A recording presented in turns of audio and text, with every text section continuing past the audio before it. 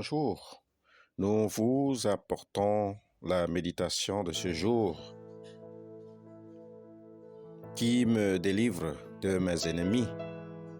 Tu m'élèves au-dessus de mes adversaires, tu me sauves de l'homme violent. C'est pourquoi je te louerai parmi les nations, ô Éternel, et je chanterai à la gloire de ton nom. Livre des Psaumes au chapitre 18, les strophes 49 et 50. Comment obtenir la victoire par la louange? Le psalmiste exalte le Dieu sauveur, celui qui donne la victoire et qui revêt d'autorité, ceux qui font monter un cantique de louange vers lui. La voix du racheté est une arme puissante, une adoration qui touche le cœur de Dieu, car Dieu siège au milieu des louanges, selon le livre des Psaumes au chapitre 22, la strophe 3. Bien-aimés dans la foi, nous avons un ennemi qui veut voler, tuer et détruire. Il est capable de veiller.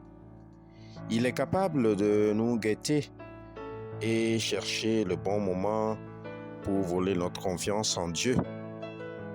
Cet ennemi est un menteur et un accusateur hors pair.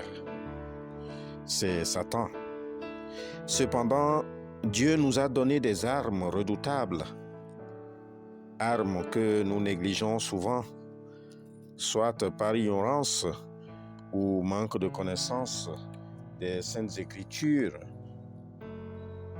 Lorsque nous sommes dans les tribulations, lorsque nous sommes poursuivis par l'ennemi, nous pouvons frapper et nous défendre avec la parole de Dieu et la louange combinée.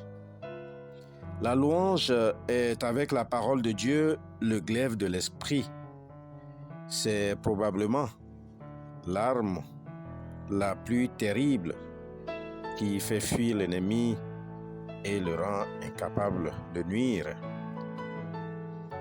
Bien de gens sont tombés par l'épée, mais beaucoup plus encore ont péri par la langue. Satan est allergique à la louange, car Dieu se révèle à travers elle. À travers la louange, l'agneau de Dieu, Jésus-Christ, est exalté pour ce qu'il est, et Satan est considéré comme un lâche. Ce principe est manifesté dans l'histoire de Josaphat, menant les troupes de Juda pour combattre les ennemis qui les entouraient. En effet, Josaphat, au lieu d'envoyer les troupes en premier, envoya les musiciens louer l'Éternel. Drôle de stratégie de guerre, me diriez-vous.